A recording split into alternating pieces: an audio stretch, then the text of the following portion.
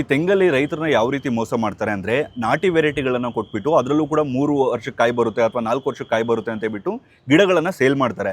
ಆದರೆ ಅದು ಯಾವುದೇ ಕಾರಣಕ್ಕೂ ಕಾಯಿ ಬರಲ್ಲ. 5ರಿಂದ 6 ವರ್ಷ ವೆಯ್ಟ್ ಮಾಡಬೇಕು. ಕೆಲವೊಂದು ಕಡೆ ಹೈಬ್ರಿಡ್ ವೆರೈಟಿಗಳು, ಡ್ವಾರ್ಫ್ ವೆರೈಟಿಗಳನ್ನು ತೊಗೊಂಡು ಹೋಗಿದ್ರು ಕೂಡ 3 ವರ್ಷಕ್ಕೆ ಕಾಯಿ ಬರಲ್ಲ. ಏನಕ್ಕಂದರೆ ಅವರು ಸರಿಯಾಗಿ ನೀರನ್ನು ಕೊಟ್ಟಿರೋದಿಲ್ಲ, ಗೊಬ್ಬರವನ್ನು ಕೊಟ್ಟಿರೋದಿಲ್ಲ. ನಾನು ಇಷ್ಟೊಂದು ತೆಂಗಿನ ಬಗ್ಗೆ ವೀಡಿಯೋಸ್ ಮಾಡ್ತಿದ್ರು ಕೂಡ ಅಲ್ಲಿ ಸಿಗುತ್ತೆ ಇಲ್ಲಿ ಸಿಗುತ್ತೆ ಅಂತ ಹೇಳ್ಬಿಟ್ಟು ಗಿಡಗಳನ್ನು ಯಾಕೆ ಹೇಳಲ್ಲ ಅಂದರೆ, ಇವಾಗ ನಾನು ಹೇಳಿದ್ದೀನಿ ಅಂದರೆ ನನ್ನ ನಂಬಿಕೆ ಮೇಲೆ ತೊಗೊಂಡಿರ್ತೀರಾ ಅಂತ ಅಂದ್ಕೊಳ್ಳಿ. ಸ್ವಲ್ಪ ಹೆಚ್ಚು ಕಮ್ಮಿ ಆಯಿತು ಅಂದರೂ ಕೂಡ ಎಲೆಗಳನ್ನು ನೋಡಿಬಿಟ್ಟು ಅಥವಾ ಕಾಯಿ ನೋಡಿಬಿಟ್ಟು ಅದು ಹೈಬ್ರಿಡ್ ಡ್ವಾರ್ಫ್ ಅಂತ ಕಂಡುಹಿಡಿಯೋಕ್ಕಾಗಲ್ಲ, ತುಂಬ ಕಷ್ಟ. ಸೊ ನೀವು ಏನಾದರೂ ಸ್ವಲ್ಪ ಹೆಚ್ಚು ಕಮ್ಮಿ ಆಯಿತು ಅಂದರೂ ಕೂಡ 5 ವರ್ಷ ಅದ್ರ ಮೇಲೆ ಇನ್ವೆಸ್ಟ್ ಮಾಡಿರ್ತೀರ ಟೈಮು. ಸೊ ಯಾಕೆ ನಾನು DJ ಕೊಕೊನೆಟ್ನ ಕಾನ್ಫಿಡೆನ್ಸಿಂದ ಪ್ರಮೋಟ್ ಮಾಡ್ತಿದ್ದೆ ಅಂದರೆ, ಅವ್ರದ್ದೊಂದು ಕಂಪನಿ, ಅವ್ರದ್ದೊಂದು ಅಶ್ಯೂರೆನ್ಸ್ ಇದೆ. ನಾನು ಅವ್ರ ಫಾರ್ಮ್ಸ್ಗೆ ವಿಸಿಟ್ ಮಾಡಿದ್ದೀನಿ. ಹಂಗಂತ ಅದೇ ಸುಪ್ರೀಮಾ ಇಲ್ಲ, ಅದಕ್ಕಿಂತ ಒಳ್ಳೆ ತಳಿಗಳು ಕೂಡ ಇದೆ.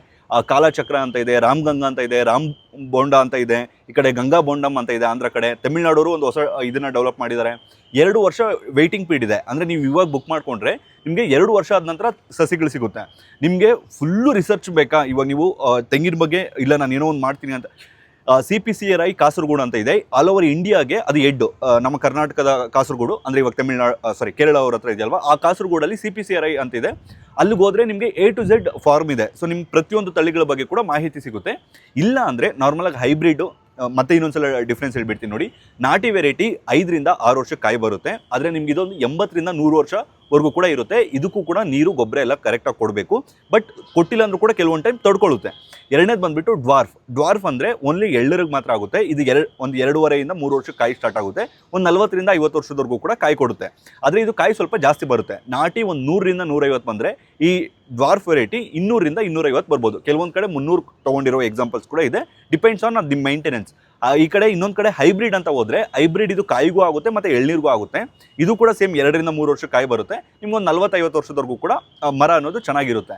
ಆದರೆ ಇದರಲ್ಲೂ ಕೂಡ ಸೇಮ್ 200ರಿಂದ 250 ಕಾಯಿ ಎಕ್ಸ್ಪೆಕ್ಟ್ ಮಾಡ್ಬೋದು. ಸೊ ಯಾರಾದರೂ ತೆಂಗು ಆಗ್ತಿರೋರು ಫಸ್ಟ್ ರಿಸರ್ಚ್ ಮಾಡಿ. ಏನಾಗ್ತಿತ್ತು ಅಂದರೆ, ಫಸ್ಟು ಕೃಷ್ಣಗಿರಿ ಕಡೆ, ತಮಿಳ್ನಾಡಿನ ಕೃಷ್ಣಗಿರಿಯಲ್ಲಿ ಒಳ್ಳೆ ಗಿಡಗಳು ಸಿಕ್ತಿತ್ತು. ಆದರೆ ಈಗ ಅಲ್ಲೇನಾಗಿದೆ ಅಂದರೆ ನರ್ಸರೀಸ್ ಜಾಸ್ತಿ ಆಗಿಬಿಟ್ಟು ನಾಟಿ ವೆರೈಟಿನ ಹೈಬ್ರಿಡ್ ವೆರೈಟಿ ಅಂತ ಕೊಡ್ತಿದ್ದಾರೆ. ಸೊ ನೀವು ಮೇಂಟೈನ್ ಮಾಡೋಕ್ಕಾಗಿಲ್ಲ ಅಂದರೆ ನಿಮ್ಮ ಸುತ್ತಮುತ್ತಲು ಯಾವುದಾದ್ರೂ ನರ್ಸರಿ ಇದ್ದರೆ ಅಲ್ಲೇ ಹೋಗ್ಬಿಟ್ಟು ನಾಟಿ ವೆರೈಟಿಗಳು ತೊಗೊಂಡು ಹಾಕಿ. ಅಥವಾ ಇದಕ್ಕೇನಾದರೂ ಅಂದರೆ ಹೈಬ್ರಿಡ್ ವೆರೈಟಿಗಳೇ ಬೇಕು ಅಥವಾ ಇದು ಬೇಕು ಅಂದರೆ ವೆಯ್ಟ್ ಮಾಡಿ. ನಾನು ಅಪ್ಕಮಿಂಗ್ ಡೇಸಲ್ಲಿ ಎಲ್ಲರೂ ಸಿಕ್ಕರೆ, ಬೇರೆ ನರ್ಸರಿಗಳಲ್ಲಿ ಸಿಕ್ಕರೆ ಅದನ್ನು ಅಪ್ಡೇಟ್ ಮಾಡ್ತೀನಿ. ಆ್ಯಂಡ್ ಲಾಸ್ಟ್ ವೀಡಿಯೋದಲ್ಲಿ ನಮ್ಮ ದೇಶದ ವೀಡಿಯೋಸನ್ನು ಯೂಸ್ ಮಾಡಿಲ್ಲ, ನೀವು ಬೇರೆ ದೇಶದ ವೀಡಿಯೋ.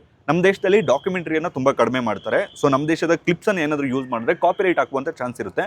ಅದೇ ಬೇರೆ ದೇಶಗಳು ತೈವಾನು, ವಿಯೆಟ್ನಾಮು, ಇಲ್ಲೆಲ್ಲ ಕೂಡ ಡಾಕ್ಯುಮೆಂಟ್ರಿಯನ್ನು ಜಾಸ್ತಿ ಮಾಡ್ತಾರೆ. ಸೊ ನಮ್ಗೆ ಈಸಿಯಾಗಿ ವೀಡಿಯೋಸ್ ಸಿಗುತ್ತೆ. ಸೊ ಅದಕ್ಕೋಸ್ಕರ ನಾನು ಆ ವೀಡಿಯೋಸನ್ನು ಯೂಸ್ ಮಾಡೋದಂತು. ಸೊ ವೆಯ್ಟ್ ಮಾಡೋಣ, ನೋಡೋಣ ಇನ್ನು ಯಾವುದಾದ್ರೂ ಗಿಡಗಳು ಬಂದರೆ ಹೇಳ್ತೀನಿ. ಸೊ ಎಲ್ಲರೂ ಕೂಡ ಆದಷ್ಟು ತೆಂಗನ್ನು ಬೆಳೀರಿ, ಒಳ್ಳೆ ಆದಾಯವನ್ನು ಮಾಡಿ.